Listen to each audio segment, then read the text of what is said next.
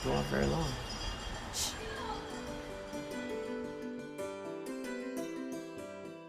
So, Burke Lawrence is my name. My name is Maia Taruc-Pilling. My name is Gigi Farrell. My name is Simon Pardoe. I'm Sophie Collins. My name is Shaun Soutar. My first name is Jade, my last name is Leadbetter. My name is Karuna.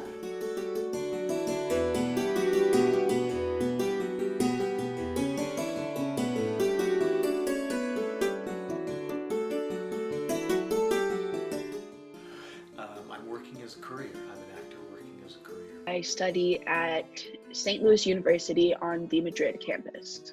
My current occupation is COVID survivor. I provide one-on-one healing sessions for people. One of my occupations is founder and editor of Only Good News Daily. I am an inspector with the Alcohol and Gaming Commission of Ontario. I go to York University in the film production program. I'm in grade 12 and I go to Rosedale Heights School of the Arts. How would you describe your normal life before the COVID-19 pandemic hit? Not wildly dissimilar to what it is now. My normal life before the pandemic hit was average for an undergrad student. I would hang out with my friends, focus on my studies primarily, but try to explore Madrid as I had just moved there this past September. Busy, both with personal and work, meeting friends, going out for dinner. I'm fairly social, so it was quite the week. My normal life was a little bit like isolation, looking for work, spending my days at home, and now the whole world has sort of joined me in my unemployment status. So, yes. So I was accustomed to a pretty slow pace of life. I'm a big fan of routines. I love my routines. Go to school, go to class, walk home the same way every day, like hang out with my friends. Pretty much just a normal like student experience. Well, I wouldn't get to see my daughter as much, and my girlfriend, I wasn't seeing her as much.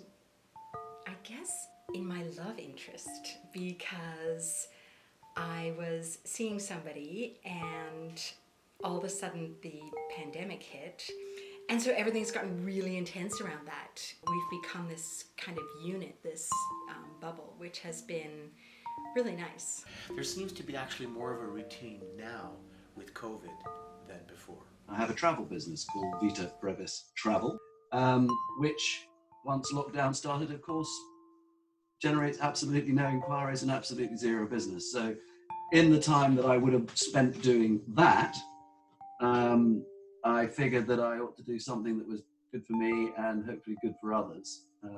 Hence, Only Good News Daily. But seeing clients has basically stopped. My earliest memory of hearing about COVID-19 as a serious personal threat was when my friend from Milwaukee came up to me and said, "My mom's sending me home tomorrow, so maybe I'll see you next semester." That was when it started becoming really real. It was relatively smooth going from Madrid to Toronto. I think they were very oriented about just moving bodies and getting like massive amounts of people in and out. I didn't have any like temperature screenings. I didn't have to do any tests. And coming back to Toronto was a little bit terrifying, just knowing that risk. It was pretty scary, but at that point, there was really no other option. You actually were infected by COVID, is that correct? Yes, I got it in early March, so it was just, fresh, and they were just coming out with the symptoms. At first, I didn't really think that I had anything wrong with me. I thought it was just a cold. At that time, when I went to go and see a doctor, because my symptoms were not going away and they were getting worse, I wasn't able to be even tested because then they weren't testing people unless you were an essential worker.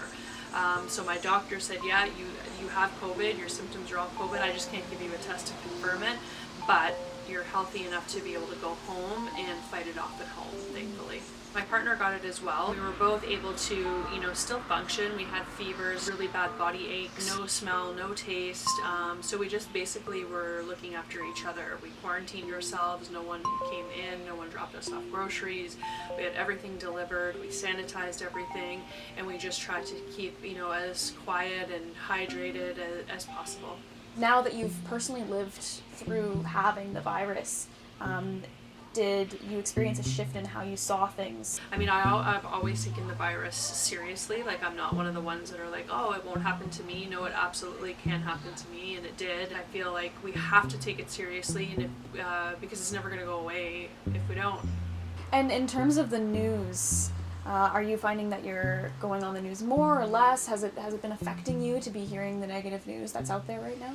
I'm a bit of a news junkie in that, I want to know what's going on, good, bad, or indifferent. I kind of like keeping up with, the day. But I definitely need to take a break, during the day from that, because it's overwhelming with the amount of information that comes out. Circling back to the Only Good News Network, how would you describe it to someone who has not yet heard of it? Let's face it, if as I do, you scour the news every day, 90% of it's horrible.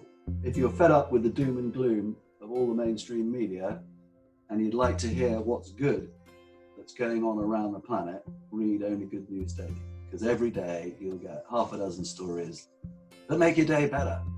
And what would you say has been the worst thing for your personal life that has occurred due to quarantine?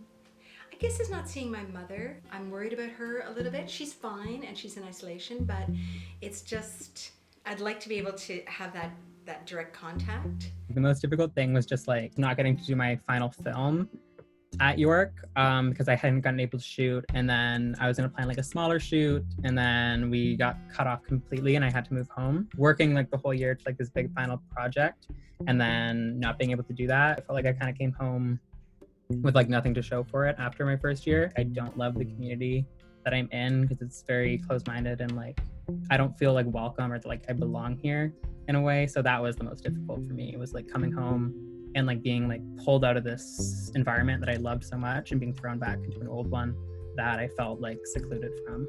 I think it's the lack of trust that's out there. Everyone kind of doesn't know, so they're all being super cautious. That'd be the worst thing that comes out of it. Yeah, the way we treat each other. I also volunteer for Sunnybrook Hospital, and I'm in the Veterans Center, and so I have two guys that are in their 90s that I, sit with once a week, and I haven't been able to be there for 3 months, and so, they're lonely. I feel, sad for them. I think the worst thing to come from this pandemic is just a personal fear, especially about those I care about, especially the people in my family who work in medicine or who are just frontline workers. That's a strain on mental health. It's an additional worry. You're worried for your family, you're worried for your friends. So, I unfortunately had a friend that passed away during COVID, so I was unable to see him or go to the hospital. The worst thing is people are suffering in some places because of this. You kind of take that on yourself, even if you're not part of it or if you're not experienced that. I feel like everyone sort of has respect for people who are. I would say the most difficult part of this pandemic has been my experience of what feels like propaganda to control the masses. So it's been difficult for me to actually believe what the politicians are talking about. I'm not labeling people who have died in the last few months as being victims of the pandemic. I feel that there is a whole mandate happening. There's a program happening that will eventually assist us. And I think governments, certainly governments in the Western world, in America, and in Europe, are complicit with the pharmaceutical agenda. What do you think has been the best thing to have come from this pandemic? For me personally, I think it's given me time to pause. I think the whole world is starting to take a moment. There's all this free time, right? And so I kind of had this mental switch where I was like, this can be beneficial for me. I've sort of been given space to like come into myself. I'm figuring out who I am. As I've been home, I'm kind of processing like a lot about myself and again about my art, and like me even thinking about like what sort of art do I want to make, or like what does art even mean, and like there's just been a lot of reflection, I find. Just being at home and learning how to just, you know, kind of enjoy yourself, your own company, your partner's company, and just, you know, your own home. I mean, as a result of having more work, you know, I'm making more money. Yeah, my life just, it got more intense. It's the opposite of everyone else. I think the best thing that has come from this pandemic is hanging out with my family. Who knows when we'll get this opportunity to just be all with each other. We've just been bouncing back and forth between countries. So this is a nice period of just being able to be together. I think probably the best is finally pulling my finger out and doing something that I've been meaning to do for years, which is Only Good News Daily. So I've always wanted to do what I'm now doing, and with the arrival of, you know what, it finally gave me the opportunity and the time and the final momentum to get it sorted. What's the first thing you'll do once quarantine lifts? That's a great question. What is the first thing I will do when quarantine lifts? Probably go to a restaurant. Oh my God, see my friends. Yeah, I really am excited to see my friends and to go sit and talk with them and goof off and just do stupid things. Eat out at a restaurant. That was my first thing, yeah. Go out to dinner. Go out to a bar. Walk closer to people. Because it's weird the way everyone's avoiding everyone. It's just weird. I want to go to a movie theater so badly. I miss new films. The first thing I'll do when quarantine lifts is probably go to a bar to show my newly legal ID. Do you think that the world will ever go back to the way that it was prior to the arrival of this pandemic? I don't unfortunately think it'll ever go back to the way it used to be. I think that COVID is here to stay. New systems and new ways of relating, certainly to myself and my life. Do you think that there is something that the world can learn from COVID-19? That we are all connected. That we all need each other. It is quite clear to me that there is a definite shift in attitude about how we need to come out of this. I think we're going to learn that we can pull together and that we're all one. It's like the whole planet is an organism and it's just sick right now and we haven't been taking care of it, and if we don't take care of it, it will be more floods or famines or fires or viruses or whatever. I think this is a very good lesson on just being prepared. I think it was always known that a pandemic was at some point bound to happen. That's definitely going to help us prepare for not necessarily another pandemic, but just other future global situations. Nothing's ever going to go back to the way it was before. People need to realize that, like, there's not going to be a normal anymore. I think a big thing we can learn is how we deal with emergencies.